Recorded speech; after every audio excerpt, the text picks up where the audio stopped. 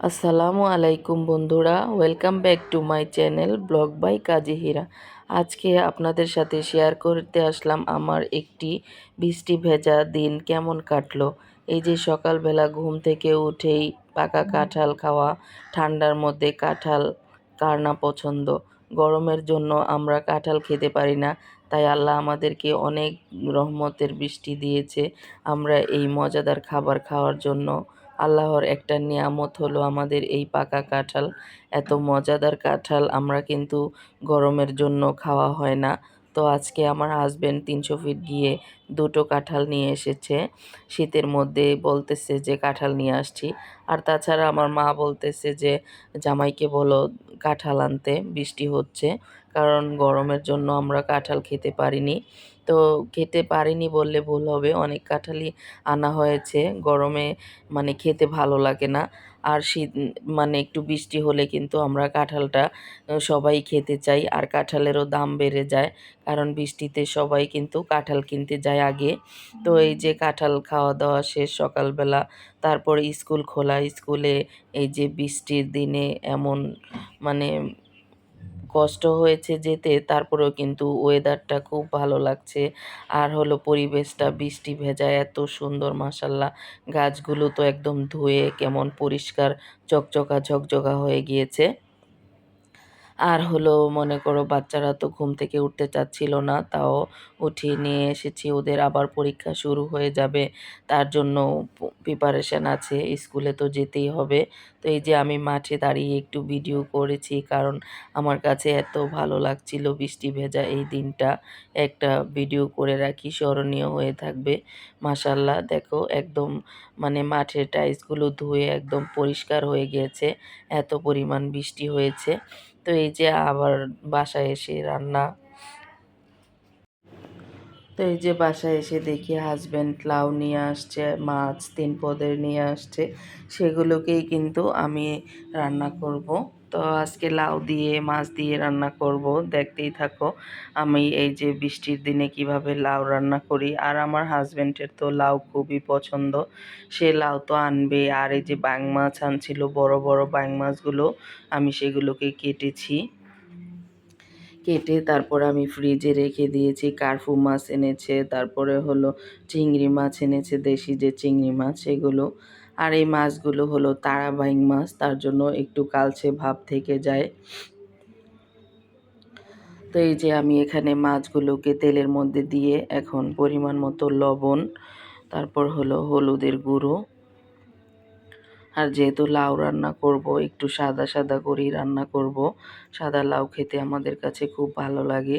এখানে ধনিয়ার গুঁড়ো আর মরিচের গুঁড়ো দিলাম একদম সামান্য, হাফ চামচের মতো। এগুলোকে দিয়ে এখন আমি সামান্য একটু পানি দিয়ে মাছটাকে একটু কষিয়ে নেব। আর ব্যাং মাছ দিয়ে লাউ রান্না আমার হাজবেন্ডের তো খুব পছন্দ, সে দেখা যায় সবসময় ব্যাং মাছ কিনলে লাউ তো কিনবেই। আর বাচ্চারা তো মনে করো এই মাছ খেতে পারে না, ছোট মাছ। আর তাদের জন্য আলাদা করে গরুর মাংস রান্না করেছি, আর তাদের বাবার জন্য রান্না করলাম এই ব্যাং মাছ দিয়ে লাউ দিয়ে। তো বন্ধুরা, যারা আমার ভিডিওটি দেখা শুরু করেছো, প্লিজ একটি লাইক দিয়ে আমার ভিডিওটি কন্টিনিউ করবে। তোমাদের একটি লাইক আমার ভিডিওটিকে অনেক দূর নিয়ে যাবে। আর এই যে আমি দিয়ে দিলাম এখানে কাঁচামরিচ। কাঁচামরিচটা বেশ খানিকটা দিয়েছি, যেন কাঁচামরিচের ঝালটা হয়। আর এই যে এগুলোকে আমি কিন্তু কাঁচামরিচ সহই তুলে রাখবো মাছটা কষিয়ে, কারণ কাঁচামরিচটা তুলে রাখলে পরবর্তীতে মানে মাছের সাথে যখন আবার ঢেলে দিব, সুন্দর ঘ্রাণ আসবে তরকারি থেকে।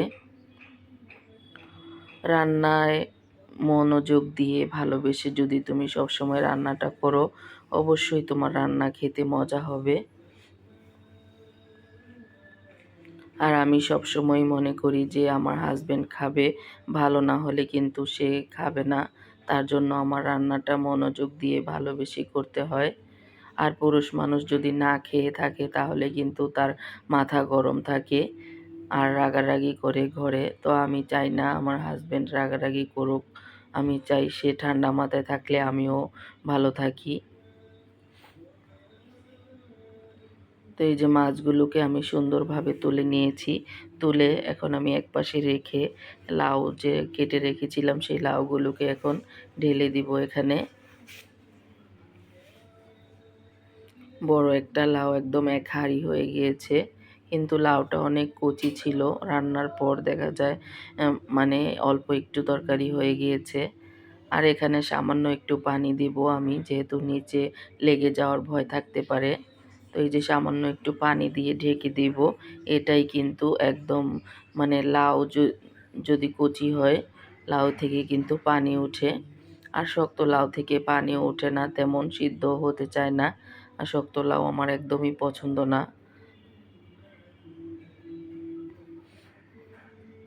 সব কিছু সিদ্ধ হলেও দেখা যায় লাউ সিদ্ধ হতে চায় না, শক্তটা। আর শক্ত লাউ খেতেও মজা লাগে না। তো এই যে দেখো লাউ থেকে কত পরিমাণ পানি উঠেছে, মাশাআল্লাহ। এখানে কিন্তু আর এক্সট্রা কোনোই পানি দেব না, যা উঠে এসেছে তাতেই হয়ে যাবে।